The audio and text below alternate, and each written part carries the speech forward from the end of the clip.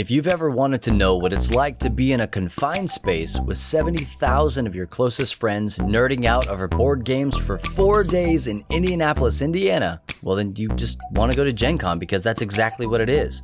Over 600 games were shown and sold this year, and we basically played and or bought them all. There were more than a few that stood out to us, and that's what we want to talk about this week on the Free Play Podcast.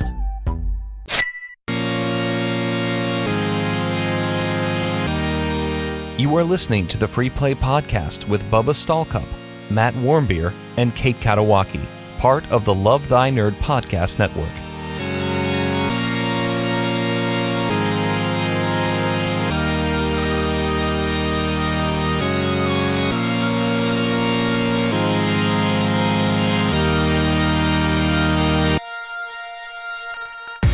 What's up, nerds? My name is Bubba Stallcup, the Chief Community Nerd here at Love Thy Nerd, and you're listening to the Free Play Podcast. You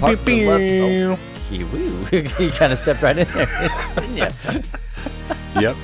Well, I was excited about it. It's been too long. Go on, finish your thing. Part of the Love Thy Nerd Podcast Network, and join with me, as always, Mr. Pew Pew Pew himself, Matt Warmbier, our Chief Outreach Nerd. What up? I made it. And not joined with us is Kate Katawaki. And before we get too far in, Kate's grandmother has passed away, and so she's not able to be with us today. So if you're the praying type, please do us a favor, pray for her and her family as they work through this time. And also, it wouldn't be bad just to send her a Facebook message or a DM on Instagram or something like that. Please contact her privately. We ask that you don't post anything on her wall. But I know that she would greatly appreciate your thoughts and prayers for her in this time. But moving along, Matt, you're 100% right. It's been a minute since we have done a podcast. I can't remember the last one that we all were, you and I are here, that we were able to do it. It's been 3 weeks. It's been almost a month, legit almost a month since we've done it. We were going to do vacation. We were going to do one pre-GenCon, but then we didn't. It was just because we were leading into GenCon. Yeah, we normally record on Mondays because, like today, for instance, is Monday. It's a Monday, and only according to the calendar, though. And so, we usually record on Mondays, but we actually all flew out on Tuesday. Was it Tuesday or Wednesday? It was Wednesday. Nobody even knows. It was a day. Yeah, and we were all pretty busy that week. And then week of GenCon, we were completely zapped, 100% zapped. I don't know why we ever think we're going to record something. Well, we do. We usually do. We recorded from the show floor. Remember, we record. I know, and we always go into it and we're like, oh, that was a bad idea. We're super tired. I bet that makes for really great podcasting. We sound terrible. Wow, yeah. You guys sound. I love everything. You sound so exciting. You're like, yeah. You should come there, guys. Yeah. Like the one we did after PAX South where we were we're wiped. Gosh. That 100% wiped. Yeah. I had an idea though that maybe we could do it from the floor. So the Zoom H4 handy recorder that I have, we can carry it with us. And then we just hold microphones as we're walking through the convention. So we're doing the things that we would normally do at a convention, but we're just doing a podcast as we're walking. Okay, I'm down for that. That'd be interesting. Somebody write that down for us. Email me the idea later. Speaking of somebody writing it down, one of the reasons we didn't get what we needed to get done, we did zero filming like we were going to. You and I personally did zero filming. We did 10% filming. We did the giveaway. Yep, that was fun to try and put that together. How long did you wait at the Parks booth for me to get there? Half an hour? Minimum. Minimum. Yeah. So we didn't necessarily get the things done that we wanted to. I mean, we took GenCon in. We met a lot of people. We're going to talk about that. That's what this episode is, if you didn't catch that from the title or the intro. But you and I, Matt, decided that we need an assistant to handle us. Not necessarily our affairs, but us. Just to keep us in line of things. Yes. We're just, I feel like it's not that we're like a deer in headlights and we're lost, but we just kind of we go let's go say hey to this person before we go to here. And then next thing you know, we're there for an hour. Yep. Just talking, which is great. It's really great. But then we're like, I just missed my appointment I had and the other two I was supposed to have. And Yeah, 100%. whoops. I missed 2 appointments because we were doing other things, doing great things, talking to developers and nerds and all sorts of stuff. But if you ever come on a trip with Matt or I, you might be shanghaied into handling our calendar and all sorts of stuff, just so that we can get things done. Like a map. We had a map, but it would have been nice. A map with lines on it telling us to walk this direction at this time. Maybe we just need to do a better job of like writing these down. Like, all right, this is the day that we're going here, here, and here. And we have to. This is the route we're taking. I don't know. Well, hey, it's a good start. It's impossible, man. Like GenCon, you think about it, right? Like 70,000 people plus. One news site had it rated. Somebody's like, "Oh, there's 80,000 people there." I was like, "There was not 80,000 people." We didn't see all of them though. Oh, we didn't go into the basement. Yeah. Interesting. But I felt like I saw all the people. I saw a good portion of them. There was a guy on my flight on the way from Dallas to Indianapolis, and he was sitting right next to me. He was wearing a pair of Astro headphones, and I was planning on sleeping on that trip, but it didn't work out because I'm an 8, and so I started talking to this guy, and so we ended up talking, and I told him at the end of our little conversation there, I was like, "Hey, man, I'll see you at GenCon," and it was his first year, and he's like, "What? Well, how big is this thing?" I was like, "Oh, well, I mean, there were like 60,000 people there in the last couple of years." I said, "But I'm probably going to see you at some point." And wouldn't you freaking believe it, I saw him as I was going down the escalator and he was going up the escalator to the JW. And I did one of those reach out and touch his arm, like as he was going by. He turned around. He was offended. He was appalled. He was about to cuss me out. And then he saw me and he goes, "Hey!" I did see you. And you that was dirty the, so-and-so. and all I said to him was, "Told you." And that was it. That was the extent of our conversation at GenCon. Well, I'm so glad you found him. Probably my best exchange of the 4 days. Made my entire GenCon.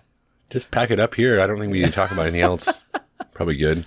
Oh, man, it was so good. But, hey, speaking of that, we are going to be skipping our what we've been playing because the answer is GenCon. Yes. GenCon was the game we played and have been playing since we got back. It is worth noting, though, that GenCon is not the only con in existence. We also have LTNCon, and you can go to ltncon.info to get all the juicy deets on that. The biggest deet is that you're going to want to sign up like now. Like if you have a time machine, hop in that sucker and go backwards. Should have signed up by yesterday. You missed it by 1 day. Yeah. If you're listening to this podcast, which you are because I'm talking directly to you.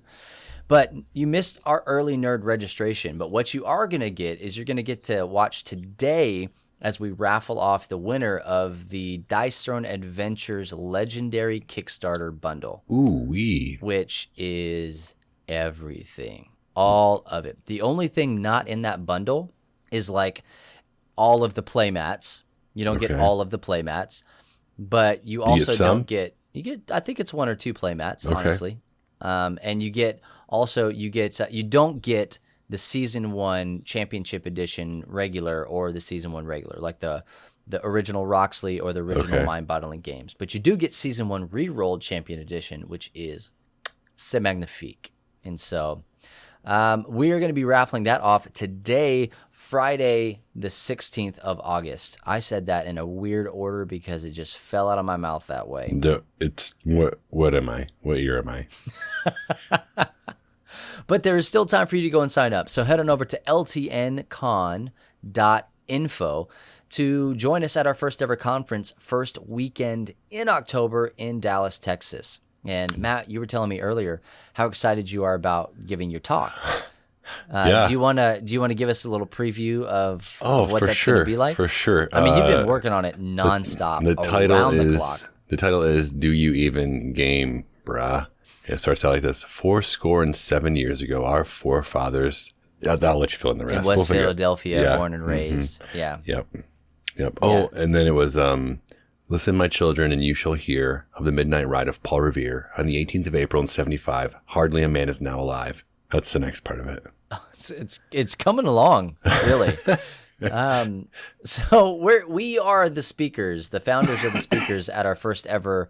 It's not a convention; it's a conference. We want to make sure that you walk away learning things from us, how to do the things that we do, which is love and serve your nerdy neighbors better, no matter where you are. Whether you're at a convention, you go home to your game night, you're at your church, wherever, at the YMCA. Oh, nobody calls it the YMCA. Hey, come on. Yo, man. Aaron works there. Come on.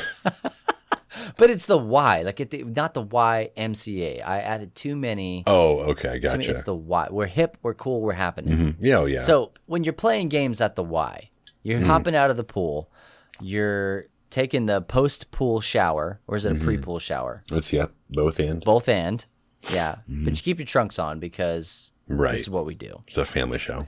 And then you go to the disc golf area, because it seems like every Y has a disc golf area now. You guys don't have one? No, we don't have one of those. Our Y does. That I'm aware of. We have a splash park with water slides. Okay, so you hop out of the pool, hop into the splash pad, because you don't have to take a shower before or after that. No, you don't. Lay out in the sun for a moment, maybe ride the merry-go-round. Why are we going this way?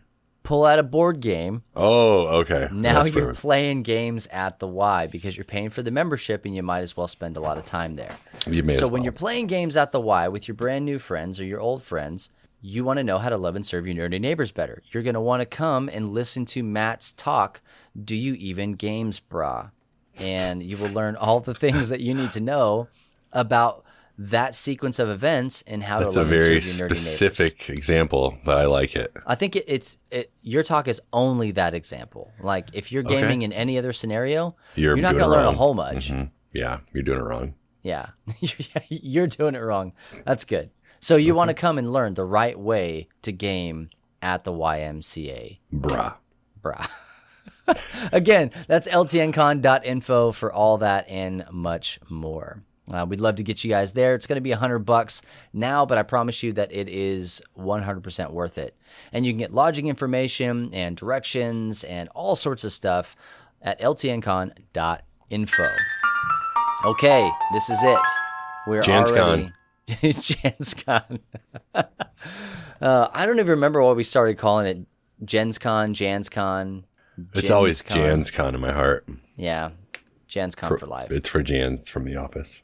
So we did a bunch of things at GenCon, and we're gonna kind of walk you guys through what it was like for us, LTN, to be there at what is, I mean, this is statistically true, the largest board game convention in North America. Not in the world. We don't get that one. That one's in Germany. But 70,000 plus people. This was from GenCon themselves. They had 70,000 plus unique attendees. Whew. That's not counting all the badge switching that goes on and all that mess. Like, unique purchases or distributions of badges. And there were at least that many people there. Yeah, it was packed. I feel like this year was busier than last year. Probably. By 10,000 people. No, it just felt busier. I think Thursday felt busier than a normal Thursday at GenCon felt. Maybe I'm wrong. Maybe I'm used to the last convention I went to where it wasn't busy and going from there to here, but it just seemed like you couldn't. It was hard to walk around in places. Oh, man. It was full. Especially when you're carrying around a big old backpack full of board games. Oh, my gosh. That freaking backpack. Oh, man. It's broken. Already? The inner liner is ripped on it. Already? Yeah. Well, Bubba picked up a Kickstarter backpack that he's not using, and I have it here, and he had me carry games around all day, and I get it. They were mostly my games, but the backpack is not a wear all day around a convention backpack. It is I'm going to put these games in this backpack and take them to a friend's house backpack. Yes. It is a game night bag. Mm-hmm. And it hurt. It hurt. Yeah. And I didn't like it. And apparently did damage to the bag as well. Well, call them up. Tell them we want a refund. Or tell them we want another one. Just so everybody knows what we're talking about here, I got the BoardGameTables.com Kickstarter bag, and I got the sturdy one. I got spent an extra couple of doll hairs to get it. Because last year at GenCon, or PAX Unplugged, I don't remember, I got their last year bag, their first bag, and I had an issue where the shoulder strap was ripping out. And this is not dogging on them at all. I mean, if we would have used it for the intended purpose, it probably would have been just fine. Oh, been fine. Yeah. Yeah. It does not want you to carry it around for 6 hours at a time with max capacity games +1. Plus. It doesn't want that. So we got it and had Matt carry that because I had my GeekOn bag. And the difference is that the BoardGameTables.com bag, like Matt said, is a game night bag. You can put really as much as you want in there so long as you're not carrying it around all the time. No, and that part's great. You can wear it as a backpack and take it to your car and take it out of your car. Take it to your car. Like, it holds everything. Inside. That's take really it to great. The YMCA. Mm-hmm. It's fun to stay at though.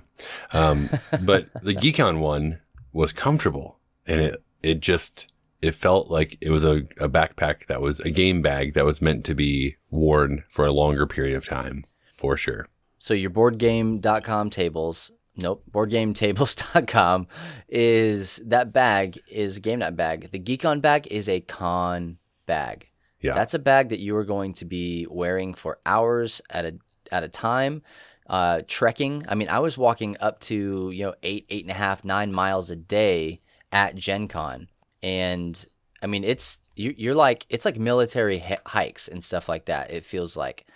I mean, I'm over exaggerating, but not really, No. because Derek Funkhauser of the Board Game Spotlight and also of Skybound Games, he saw my bag and he had me take him over to the GeekOn place, their booth, because he wore it and he was like, "Oh man, this bag is really balanced." Yeah, that's And what it is, I think. I hadn't even Nothing's thought jamming in your about back. that, but it's got good support, good breathability, all sorts of stuff.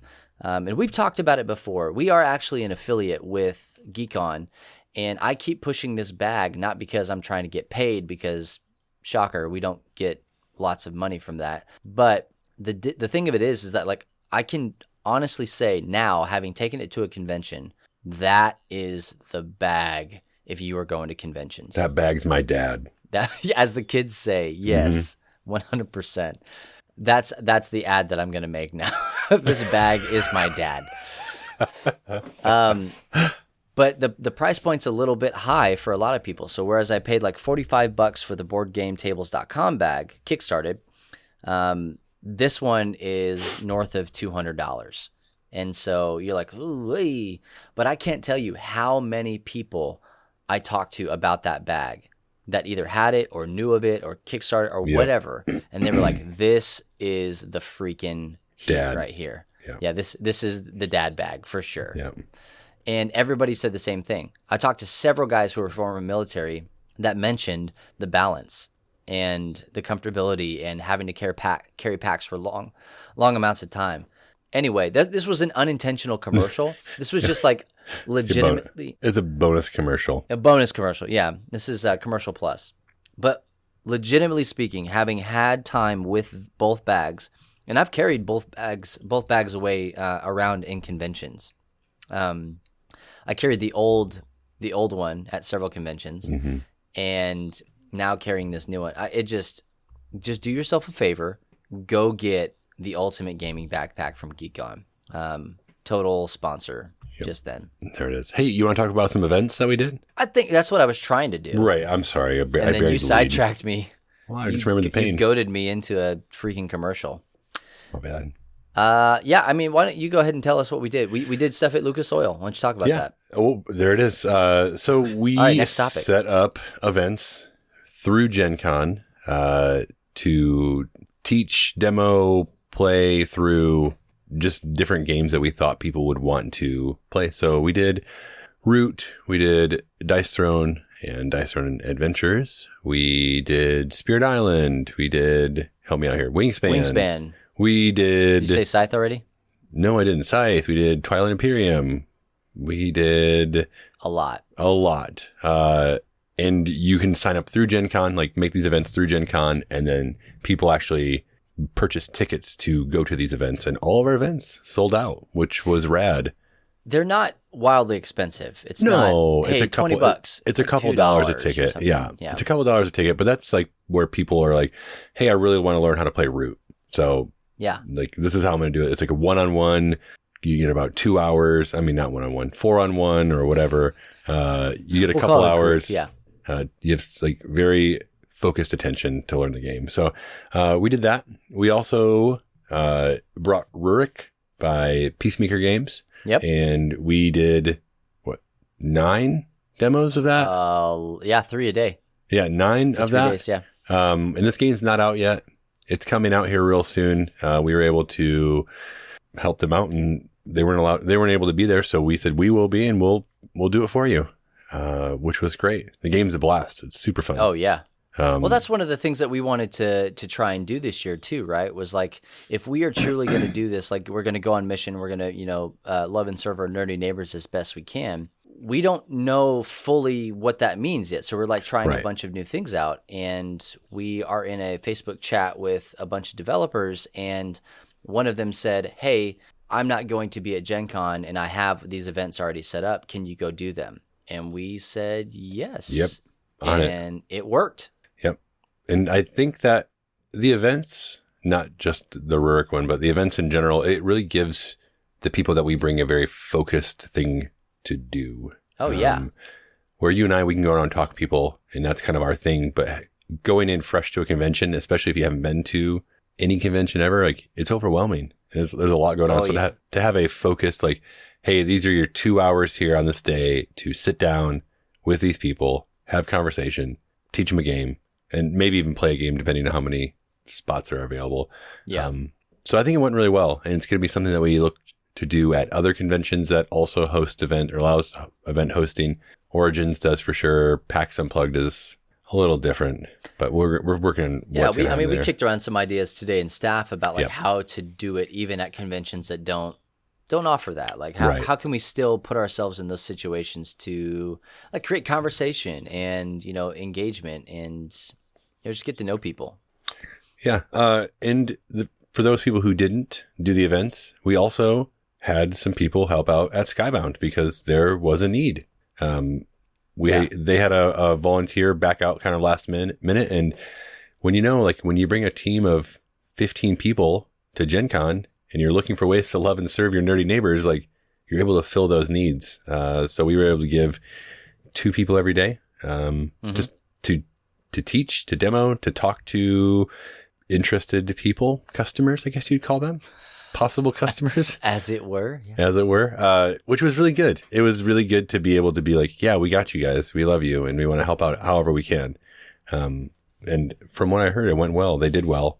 Not even knowing the games. Oh, yeah. Really. So, James Hudson over at Skybound, good friend of ours, was in need. And again, we were able to, as we do, love and serve our nerdy neighbors. That includes developers as well. And, heads of tabletop at, Skybound Games. And they need that. That's big for them because if they don't have somebody there, then that means more of their people have to shoulder the burden. They can't go and take breaks.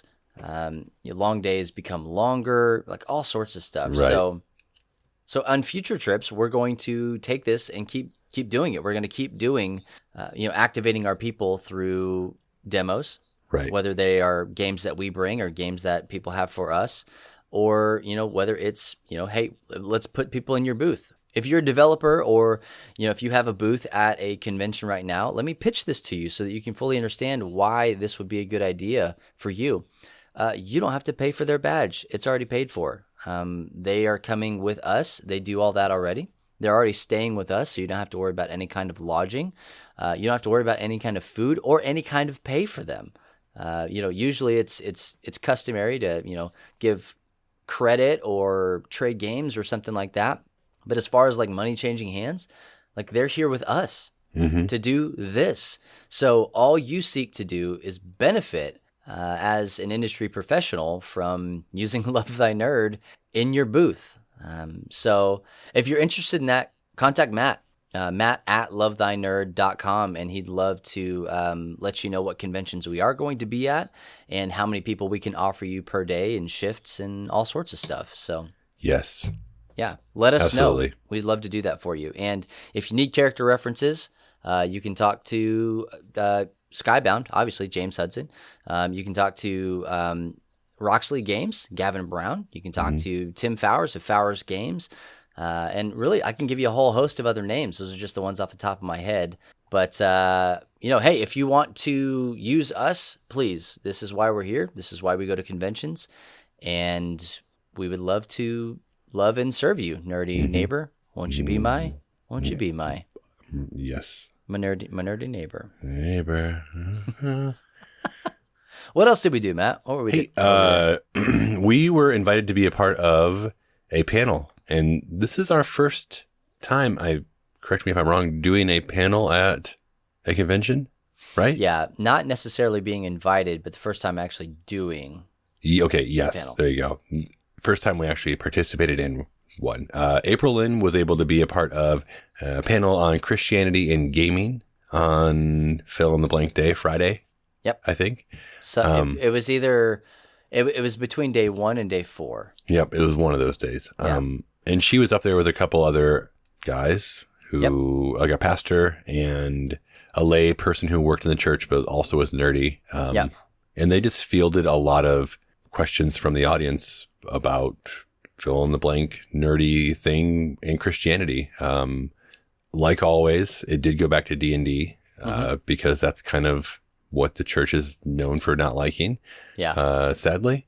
And she did super, super well. Like I was impressed with all of them, but I was definitely impressed with her. Not that I should be, not that I should be wowed. Like I was just like, I thought she handled herself well. Yeah. And I don't go typically to conventions to go to panels.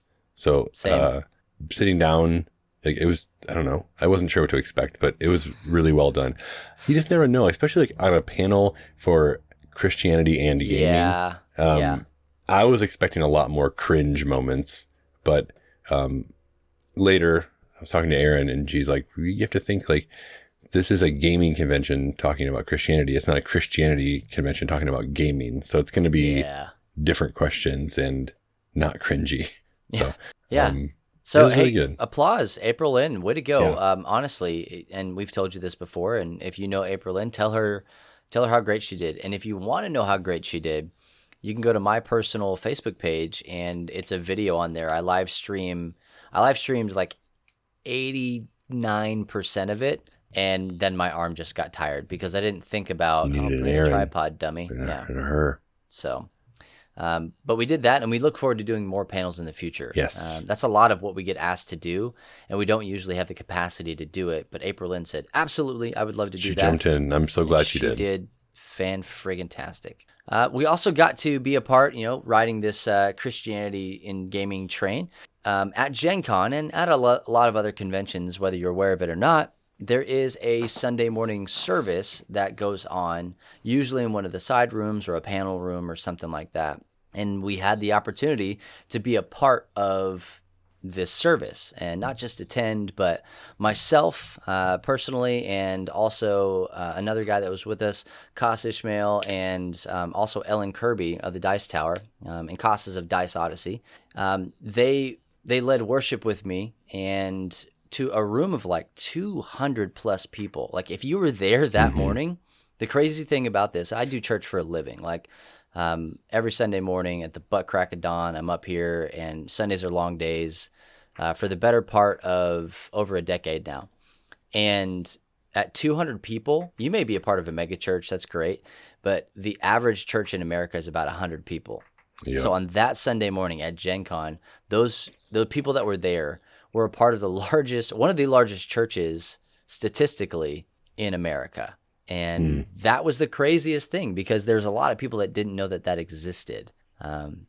But they needed help. The Christian Gamers Guild needed help putting this on, and I'm able to do that, lead worship. So they asked if anybody was interested, and I put my name in the ring, and here we are. And you did it. It went well. I think it did. I agree. I think it went really well. It was good for us, LTN, because I think a lot of the times it gets lost that we're not just complete outreach, that we also want to kind of help bridge that gap both ways between making gamers okay with Christians and also Christians okay with gamers. So to be able to feed the Christian side a little bit and really hang out with with our people, our tribe, and let them know that we care about them as well. I think it was really good for us to be able to do that. Yeah, and hopefully it's the first of many that we can be a part of. Oh yeah, and it was also great to see just the sea of LTN right there on the front row. So that was great. And if you're at a convention, just look for the Christian Gamers Guild. They'll be able to tell you. Or if you're at like a comic book convention, usually Hector is at one of those and he's doing it. But if you have any questions, just let us know. Ask us, and we'll tell you if there is or isn't something at that convention. We have the means to find all of that mess out. But I think, honestly, Matt, like that, I think that was it. Like, that's all of GenCon. Yeah. Oh. Yeah. Wrap it up. Well, wait a second. There were a few games at GenCon. Barely enough. I think that there were only, I don't know, something like 600 plus games being shown at GenCon. Only 600? Really? I feel like there's a million bedelia number. Yeah, 1 million bedelia. Gosh. But so let's talk about some of the games. Like this is it, right? This is the moneymaker. This is why people come to GenCon. They want to hear about the latest, greatest, the new stuff. They want to be able to buy things that they couldn't get on Kickstarter or that haven't even fulfilled from Kickstarter yet. I'm gonna start with one that's not even on here because I forgot to write it down. Whoops. Unmatched. Oh, right. Yeah. Unmatched. That game, I think, is by Restoration. Restoration, yeah. Restoration in conjunction with Mondo. I've told you before, but I passed on that game initially, like even caring about it. I don't even think it was in my GenCon what to look at. No, because not mine either. To me, it looked like a smash up with minis, like smash up the card game with minis. And I didn't need another fighting mechanic game at all. And then we get to GenCon. And you can't even freaking get it. Suzanne of Restoration Games is doing a demo, and I'm looking at this thing going, oh no, what have I done?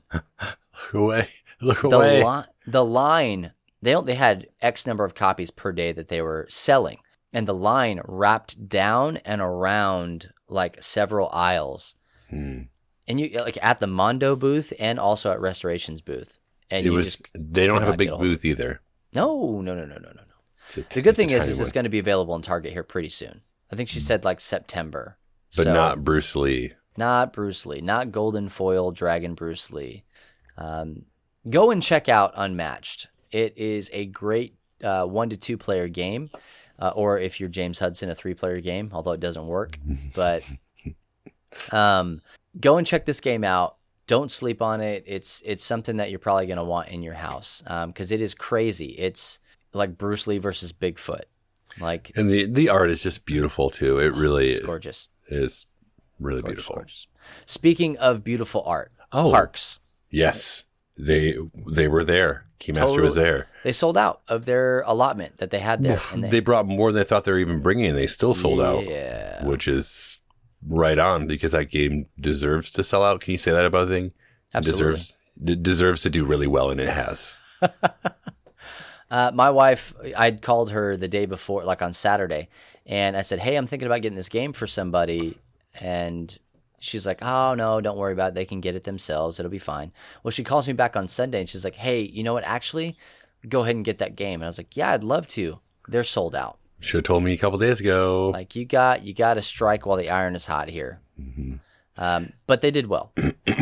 We have another copy to give away, though, right? We do. And we need to figure out how we're going to do that. Yeah, I'm praying about it. I don't know. Okay, you let me know.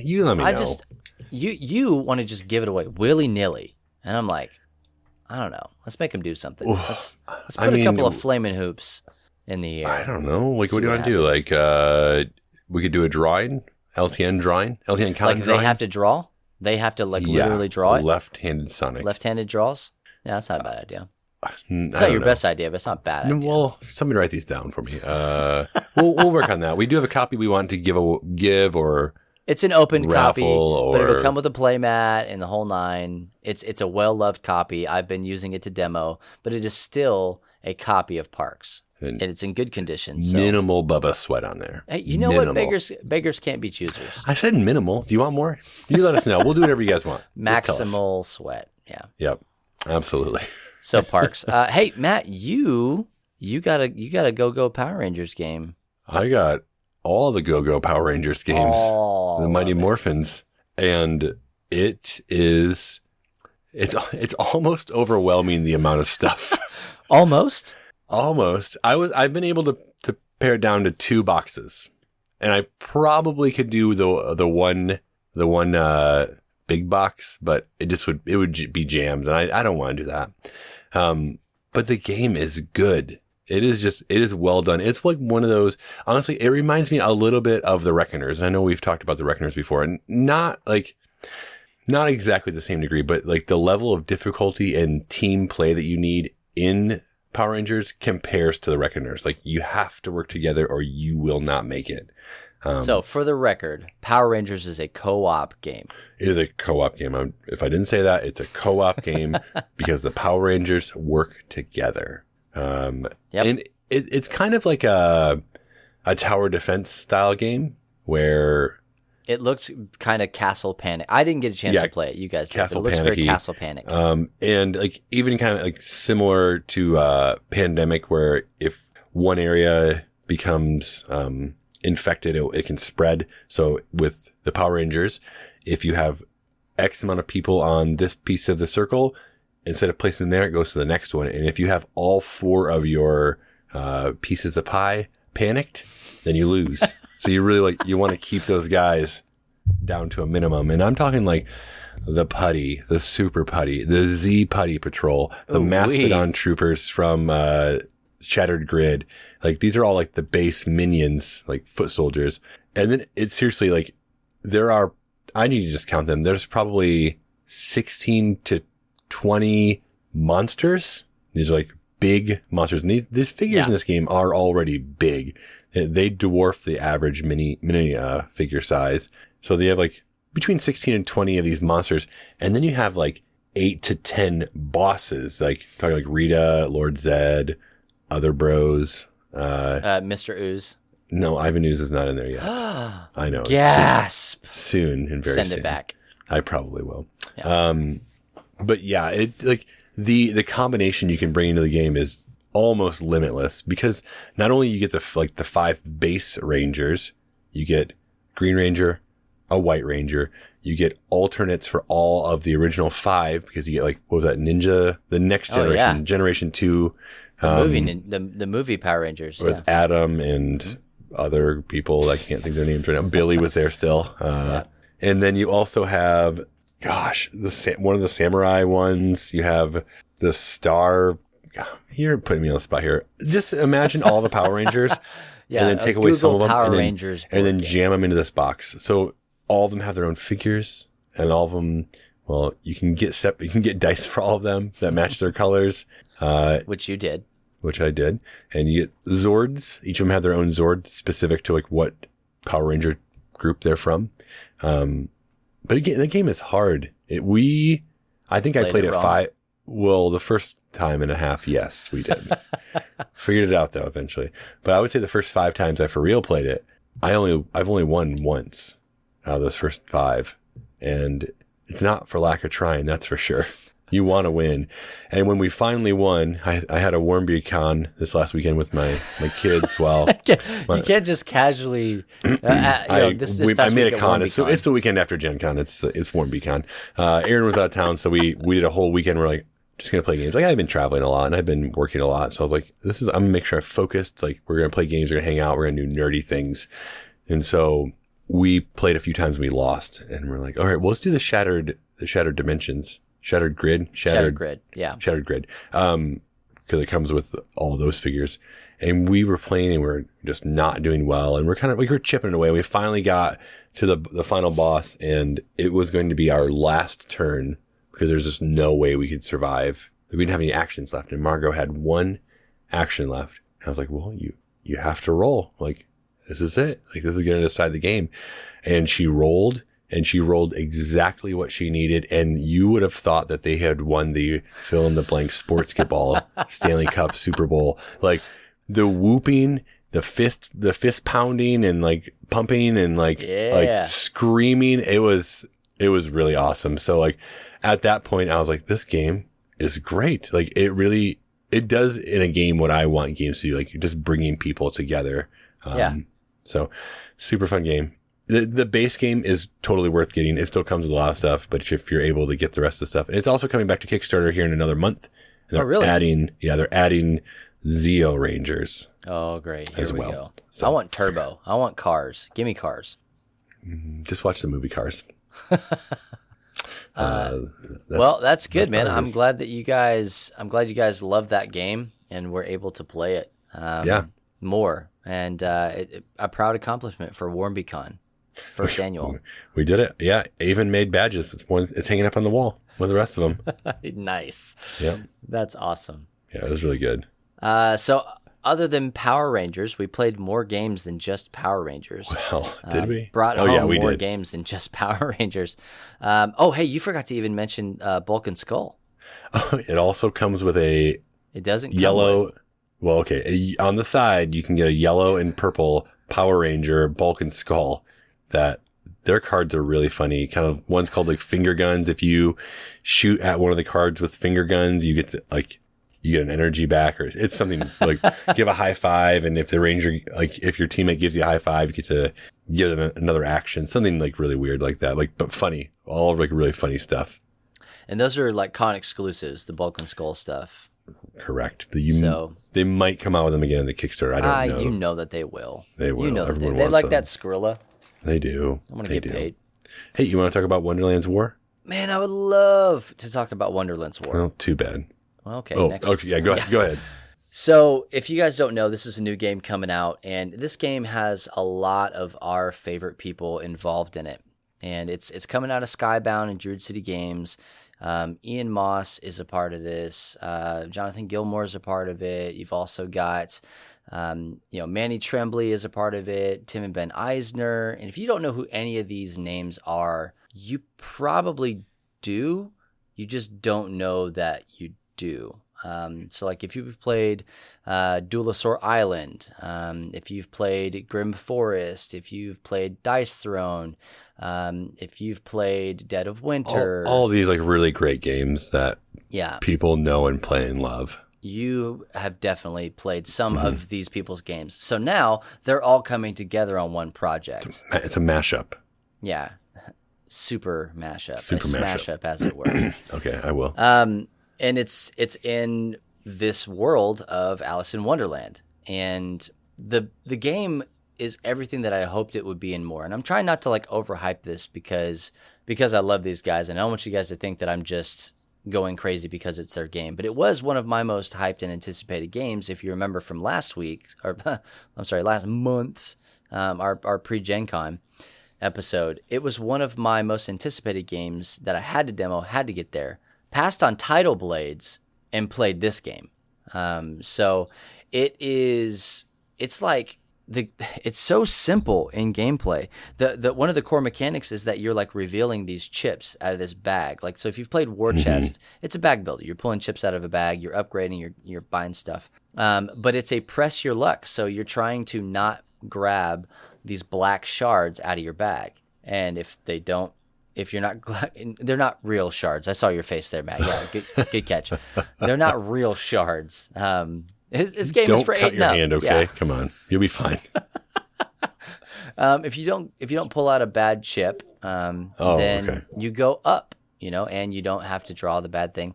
Well, you're like just continually, building, and you're placing, your people across the board in the different areas to try and gain control of them. So there's a little bit of area control management going on. The game board itself is just like the Mad Hatter's table. It's very small. There's a very finite number of spaces that you go around. Once one person goes around, you reset it. Like, it's not a complicated game at all. No. But it was so much fun. We only played one round of it. I felt pretty good. I was probably going to win. Well, we'll see. I guess somebody cheated. No, but it was super. It was fun. Like, it was just, I feel like what'd you call it? Bag builder? Yeah, it's bag builder. Yeah, like those types of games, like the press your luck types of games. Like, I'm about those. They're good. Even like Quacks of Quedlinburg. That whole press your luck mechanic is just super fun. Like, just trying to pull the right things and make the right combinations. Yeah, it's simple. Like as you're building your bag, you're increasing the odds that you would get XYZ bag or chip in your bag, that you might pull it out and be able to use that, and yada yada yada. And each one of those has a different thing that they can do. I won't bore you with all the mechanics, because Wonderland's War is one of those games that you need to see. You need to like experience the game being played. And you will get to do that. We will do that on Beard Bros. We will cover Wonderland's War. Because whether we get a copy from them or we purchase a copy on our own, that game is going to come and live at my house. It's so much fun. It's part of the part that we had the most fun with was the reveal of the chip, which seems like a big deal. Who cares? But you pull that thing out, and if you present it, then like it just adds an extra element to it. Be flashy. Yeah, I mean, it like any game, it's going to be as good as the people playing it. You're going to have as much fun as the people playing it are having. Yeah. So. But Wonderland's War from Skybound, they have an October Kickstarter. So save your pennies, because you're going to want to throw all of them at that. They only take pennies. So yeah, pennies and pesos. It's kind of a weird Kickstarter. Hey, you got a chance to play Shasen. Did I say it right? It's either Shasen or Shasen. I mean, you're close. Shasta. This is a political game by a first-time game designer. Long time political what would even the word be? Like I would almost say like political researcher. And so we actually have him. He's the final interview on the current episode as of right now of Humans of Gaming. His name is Zane. He's out of India. Guy's great. Has never made a game in his life, and he decided to make a political game. Not because he's a big game developer, but because he thinks that games as an interactive medium will draw you closer to the content than if you were to watch a documentary, which he's done, or anything else. So you get to experience the mindset of a politician, where you may think that you're going to go down one way. Like you start the game answering questions, which is basically the main mechanic of the game, is that somebody reads you a question and you answer. And then you get resources based on your answer. And you start the game as yourself. And then as you start to kind of move forward with the game, you're like, okay, well, I'm trying to collect this resource. So you try and answer in a way that you think would net you those resources. And so, like he said, by the end of it, you're thinking like a politician. That their platform may change from time to time based on what it is that they're trying to accomplish. And he said it's allowed for like different conversations about politics, which you just are never supposed to talk about. Right. In mixed company. It's one of the rules. Yeah. And so I think it's like religion, Pokemon, and anime. Like those are the... Yeah, and politics. Yeah. Those are the four things that you never talk about in mixed company. And so he said it's allowed people to engage in conversation that would not normally have engaged in conversation about XYZ politic. So we are going to be covering that, not this week, but next week on Beard Bros. And we're going to give Matt and Aaron a week off, and Anna and I are going to take that since we have that here. And we're going to play that game with a couple of our friends, and we'll record it and put it on co-optional and all sorts of stuff. But right now, you're going to want to go to buyshasen, SHASN.com, and it'll take you straight to the Kickstarter. Buyshasen.com, straight to the Kickstarter. Go ahead and back it. It's only got a few days left in its Kickstarter, but I think you want this game. Even if you're not political. Like I'm probably one of the least political people that I've ever met in my entire life. I just don't care a whole lot about it. You. Yeah, none taken, right? I don't care a whole lot about it. There are people that are far more political in my life. But playing this game, when I saw it, I answered a mass email is basically what happened. And he got back to me. And so when I saw this game at GenCon, I was like, this looks fun. This looks actually like a fun game to play. And at the same time, talk a little bit of politics. Not like the bad kind.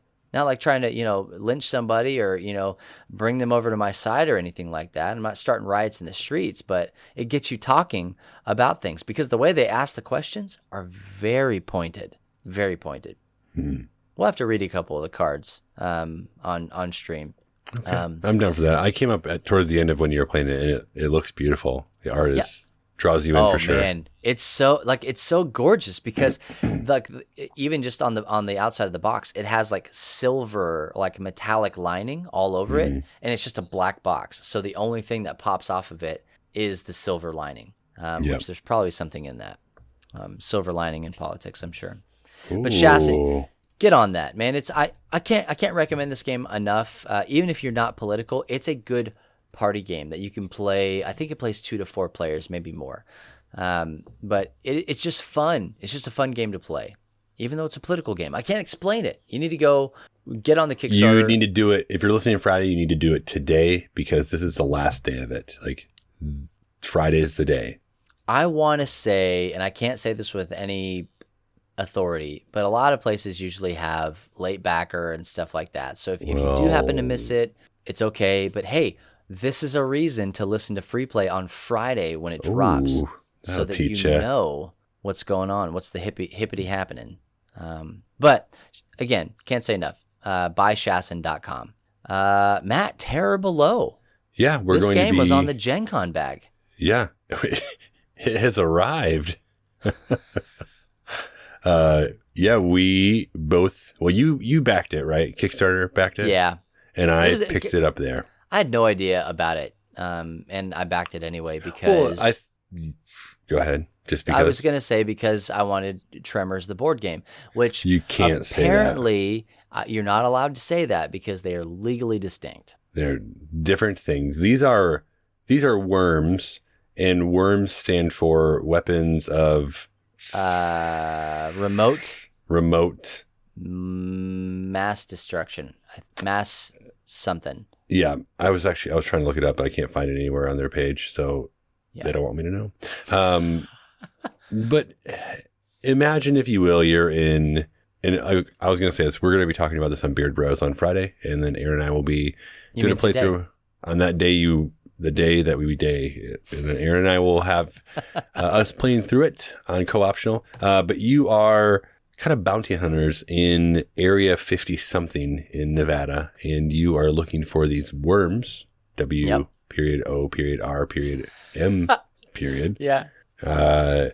And you're trying to get their eggs. You're trying to take them down. You're trying to deliver their eggs to different spots. The eggs they look like dragon eggs almost. Like, yeah, they're not just like flat cardboard pieces. Like they're actual pieces.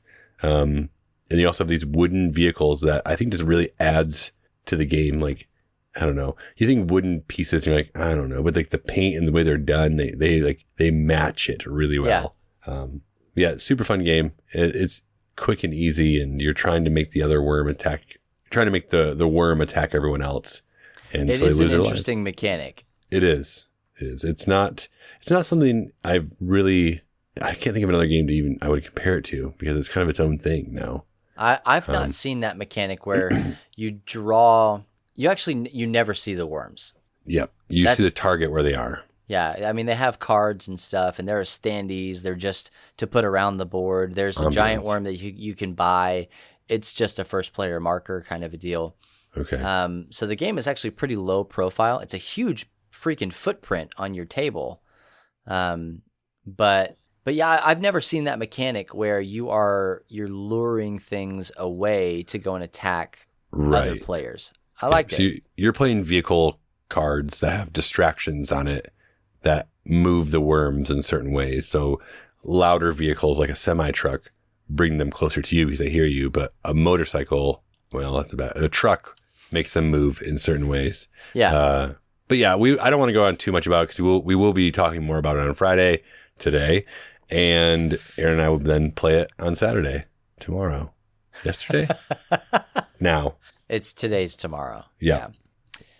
Yeah, I mean, so Terror Below is great, and you guys will see that. You'll have a chance to win a copy. It's still in pre-order, and because we're so dang smart about it, we didn't actually get a copy to give away. So we're going to work on that, but we will still do the giveaway just the same as we would on Co-Optional. So do us a favor, and when you're watching Co-Optional, share it. You've got a week to share the content. Make sure that it's public, and make sure that you also like Renegade Games and also Love Thy Nerd on Facebook so that we can see all of that stuff. We also, last thing, we had a chance to play quite a few prototypes. I don't know how much we can talk about these. I'm going to say everything. I'm spilling all the beans. All right. Hey, Siri, start recording. Yeah. I had to just check and make sure she didn't hear you. But then I remembered I'm wearing headphones. Yeah, so she didn't hear me either. She's sleeping. So the first thing we did was Beard Bros. You wish. Burgle Bros 2, which we had actually had a chance to demo that last year. Yeah. And that was not the same game. Completely different game. It had a whistler in it, which was somebody who drove around the outside of the board and could kind of see linear through in like rows and columns and stuff like that, depending on where he was. And he could like influence different things. And he was behind a board, kind of like Sabotage. Right. The game was kind of heavily influenced by Sabotage at that time because Tim Fowers was working on that game. But it's completely different now. It's actually coming. It should be on Kickstarter right now as you are listening to this. Burgle Bros 2 from Fowers Games, and it's in a casino now. It's basically Burgle Bros. Let's be real. It's basically Burgle Bros, but it has a different theme to it, a new skin. You get a couple of different powers. Yeah, power. I call them powers that you can use. Yeah. And it was a good time. Like everything moved a whole lot faster. Like it was without a shadow of a doubt a harder game than Burgle Bros. I think it starts kind of on the same level as Burgle Bros hard mode. 3 levels. It definitely ramps it up. Yeah. For sure. I'm looking forward to it. It was great. Go check out the Kickstarter. And if you want, back it and let Tim know that we sent you, that you came over from the Burgle Bros themselves, the bearded Burgle Bros. The bearded Burgle Bros. We also had a chance to play a prototype of a dice roller that Steve-O Torres of Now Pandasaurus Games had, and it's good. Yeah, we can't say much about it, but it's good. It's good. We can't tell you theme. We can't tell you much more than we played it, and be on the lookout for it because we will be playing more of it. And we'll tell you about it. Yeah, we can say that it's fairly low barrier of entry. It has like dice placement, so you roll and then based on the outcome you place your dice. And it has upgrade mechanics, and I think that it's really fun. I liked the theme that it happened to be. I liked the way that the game played. And I will tell you that I learned a lot about how to play that game after getting absolutely rolled. Oh yeah, no pun intended. I got wrecked big time. Right, it was a little embarrassing. I'd just say I think be on the lookout. I think he said sometime soonish. Soonish TM. Sooner than later. Yeah. So we will let you all know. But Bubba, you had a chance to play.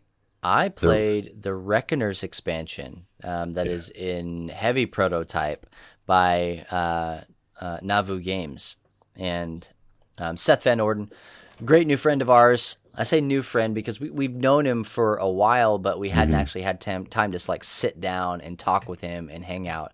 And on Sunday we did. Crispy, myself, and Chad got to sit down and play with him his new game. And it is a true expansion. So if you've played the Reckoners, or if you've read the books or anything like that, this takes books 2 and 3 and doesn't necessarily mash them together, but you can play, instead of against Steelheart, you can play against Regalia, or you can play against Limelight. And spoiler alert, geesh. Yeah. Well, it is what it is. If you don't know who those names are, you are not going to know who those names are. Like, it's one of those, you're either interested or you're not. Just if you haven't read or listened to the Reckoner series, go do it. Just do it. Brandon Sanderson. If you like fantasy, superhero-y, sci-fi, Yeah. Is your jam. The basics, the basic idea behind the Reckoners is this. There's a cataclysmic event that causes some people to get superpowers. And all the people that get superpowers become bad. And so now a group called the Reckoners goes and hunts down all of the baddies, which are the superheroes. And that's basically the Reckoners. And it's 3 books long, and it's pretty dope. So, 'tis. But it is a significant hike in complexity. Like, it goes from 0 to 11 real quick. Probably a lot of balancing that's going to happen. Seth talked about, you get 4 new Reckoners. You have the ability to even piecemeal however you want to. Do you want to take the 4 new Reckoners and put them in the base game and fight Steelheart? Do you want to add just a few of the tokens from, Regalia stuff? Like she can make water rise and more bad things happen, and just like the way you have to find her and all, like everything about it was really cool. But he said that it's going to stair step. Like you don't have to take all of it all at once. Mm-hmm. And we didn't get to play the Limelight scenario because we only had time for one. But in book 3, in Calamity, there is a moving city of salt. I believe it's called Elysia, and it's in the game. Like that is a mechanic and something about like how it moves from location to location around. And so you have to worry about upkeep with the city of the moving salt city of Elysia. And so like it's just so cool, like to be a fan of the series and to be able to sit down with another fan of the series who's designed a game based around that. It was just wonderful. And again, just shout out to Seth Van Orden of Nauvoo Games, and he's making great stuff. He's got Stockpile. He said he's working on another like small box game to get into, kind of an intro market for board gaming. So, but if nothing else, just go buy the dang Reckoners. Just do it. Awesome. Love that game. And then go read the books. Books are fun. Last but not least, we had a chance to play a game called Intrepid. I don't know if that's working title or I think it's working title. But it's by Jeff Beck, who also makes a lot of games with Tim Fowers.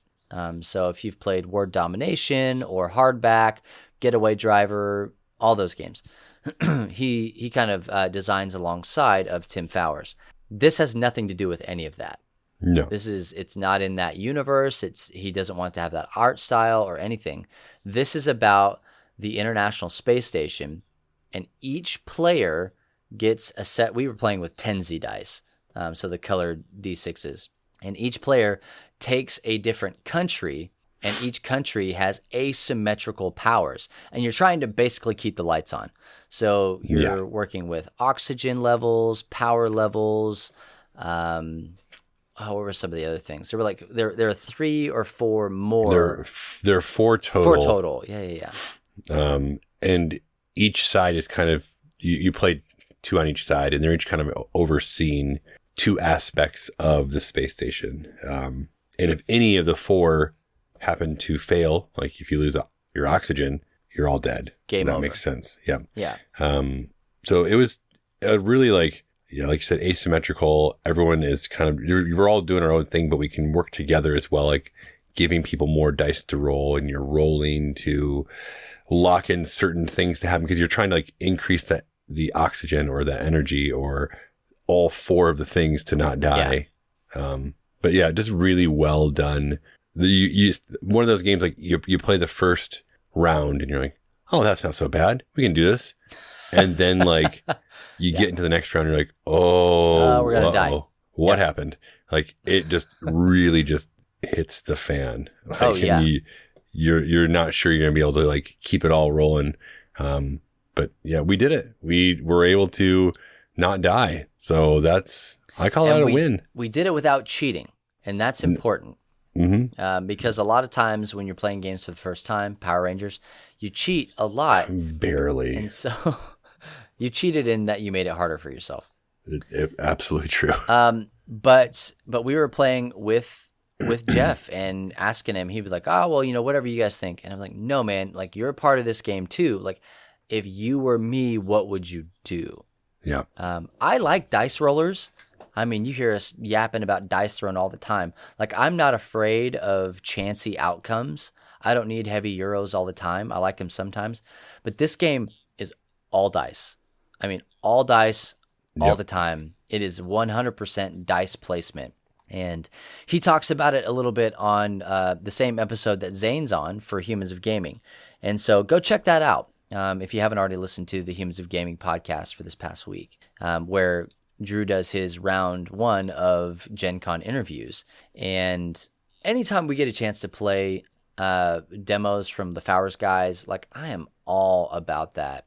And we had a chance to play a couple of different more demos and prototypes, and I love playing stuff when it's in early access, like when people are just starting to figure it out. Yeah, that's where my heart is, because you get to play a little bit of game designer in those moments.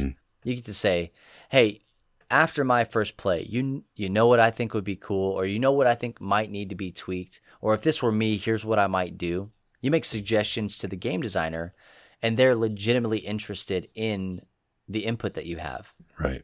When they have a game that's on a store shelf and has a SKU, and you're like, you know what this game needs? They're like, absolutely nothing, because it's done. Like, for you to mind your own business. Mind your own beeswax incorporated. You know, so I love getting in on that ground level, not to influence, but I like to see where they're heading. To be able to watch Burgle Bros 2 go from where it was to where it is, like, that was an exciting journey for me. Yeah, it really was. And so this is part of what we get to do, you know, and part of what the developers trust us to do. Like, they invite us into these demos and stuff like that, and it's super dope. And to those of you who are developers who are listening to this, thank you. Thank you for trusting us, for trusting Matt and I or whomever else from Love Thy Nerd with your products. Bless up. Bless up. To be able to talk about them and encourage other people to play them and get them into the hobby by using your game to do that. Thank you so much. I didn't tell you, but Caleb and I, we've been developing some games lately. My 7-year-old. Send them on over. I'll rip them apart. We played, and this was a big deal. Caleb didn't get to take this compliment, but we played Grim Masquerade the other night. It came in when I got back from. Actually, it came in before I got back from GenCon. Right. It's a fun game. It's a great game. Yeah. Go buy it. Oh, yeah. It's great. Good social deduction game. And it's not as heavy as, not even close to as heavy as, like, Secret Hitler, but it's not, like, super light. No. Like Guess Who. Right. Like, it's a good middle ground in the grim forest fantasy world. So anyway, Caleb, my 7-year-old son, wants to make games all the time. And I love that. The kid just has a hard time with original ideas. And so he's like, I know what I want to do. I want to make a Grim game. And I said, okay, what do you want to do? And he's like, well, it could be like Grim Masquerade. And I was like, well, let's not make Grim Masquerade. Go on. Daddy's already bought that game. So what he ended up doing was creating this dice roller. And my kids had these math dice. And so they look like D6s, but half of them are D3s. And so he just made this like really like roll and move game. And so we worked on it a little bit, and we played it with my brother and his wife when they came over the other night. And Caleb was so patient. He waited for us to finish Dice Throne Adventures, which took 6.5 years to finish. Mm-hmm. And we beat it though, so that's all that matters. Burn it now. Yeah, and take that, Manny and Nate. And so before they left, I was like, hey guys, do you want to play Caleb's game? And they're like, oh, okay, yeah, cool, sure, we'll play his cute little game. And they played it, and it has like variable player powers and stuff like that, and different rolling mechanics when you get to different places on the board, and you can change the outcome of the dice, and it's in the Grim world because he wanted to do that. And the whole time they were like, oh, this is like, you guys like made a game. And I was like, yes, yeah, we most certainly did. And so I'm thinking I'm probably we'll kind of change the characters, so that they're legally distinct. We're going to make our Not Tremors game. And Trommers. Trommers. We might just call it Trommers. And I'm thinking of going like through the Game Crafter or something like that and getting it made, and so that he has it. Cool. That'd be awesome. Yeah, we'll see. Did you guys make any games at WarmBeacon? No, Ezra's been working on one. Good. Okay. It's like a dungeon crawler. I can't wait to play his Zelda game. That's pretty much what it is. Yeah. 100%. That's what it will be. Yep. Oh, man. Well, hey, guys, GenCon and WarmbyCon both were great. I know. It went really well. We were sold out. Yeah. Oh, man. Hey, that's going to do it, guys, for this episode 63 of the Free Play Podcast. We are still recovering, Matt and I, from GenCon, from WarmbyCon. Oh, man. Tell me about it. And so bear with us, but also be sure to check us out on iTunes, Spotify, Stitcher, Google Play, YouTube, radio.com, and really anywhere else besides SoundCloud that podcast can be found. I thought you were going to say Radio Shack, but that wasn't going to be a thing. Go check us out at Radio Shack. We'll be there. Hey, and while you're there, why don't you go ahead and follow us on Twitter Okay. and Friendster and MySpace. Yep. And all the things. It'll be my top 8 if you do. You got to do a little bit more to get into my top 8. You We'll gotta, see. You got to share my song on your page. That's how you get into my top 8. Okay. Yeah. Yep. All right. I'm in. But also, guys, make sure to join our Facebook community. All you have to do is go to Facebook and search for Love Thy Nerd. You're going to find 2 things. You're going to find our page and our community. Like the page and join the community. We would love to have you be in there. A lot of great things going on in that community. And truly, it's a community. It's a place where you can come and feel safe about the things that you nerd out about. All kinds of things are in there, and a lot of memes. The memes are the seedy underbelly of the community. So thank you guys so much for being a part of that if you're already there. And if not, invite your friends. You can also check us out on all the other socials, Twitter, and also Instagram at Love Thy Nerd on all of those. And you can follow us at Free Play Podcast, and also, Matt and I specifically, at Beard Bros LTN on Twitter. Hoo-wee. Look at that shameless plug. Be sure to check out the Beard Bros game show right here on the internet. I said right here, like we are on Facebook right now. You might not be. Behind me. Right behind me. Facebook's right there on, I see it. Mm-hmm. On our Facebook page, once you've gone and liked it, you should be able to get the notifications. But we do it every Friday at 5 p.m. Eastern time-ish, Bubba dependent. And also then we do co-optional Saturday at 9 p.m. Eastern Standard Time, kid dependent. But you guys have been pretty good about hitting that. So, oh, yeah, we're on it. Yeah. Minutes. Within days of Within minutes of time. days. Yeah. We have a lot of things going on. Like we talked about, Humans of Gaming podcast. We also have the Pull List podcast that we do. It's our comic podcast. Guys, there's a bunch shaking here at Love Thy Nerd. So make sure that you're following us. Just go to lovethynerd.com and get all of it there. It's just click on the button that says all of it. It's not there, so you're going to have to search through the whole website. That was easy. Yeah. It's on one of the pages. Just when you find it, you'll get a golden goose egg. And also, let's not forget about Kate, with her grandma passing away.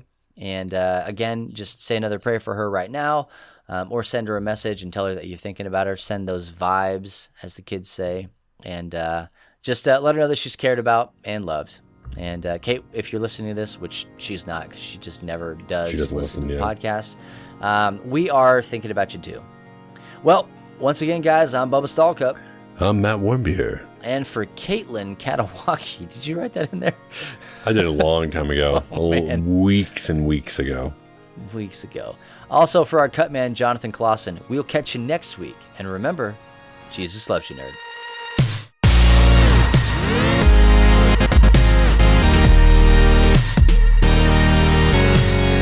You have been listening to the Free Play Podcast with Bubba Stallcup, Matt Warmbier, and Kate Katawaki, part of the Love Thy Nerd Podcast Network. Be sure to rate and review the show and share on all the social media.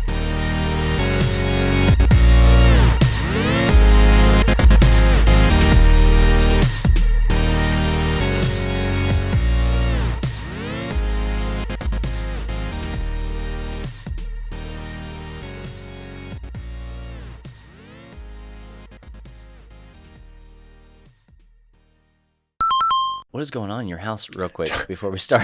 I don't know. People yelling? People getting all mad? Let me close my...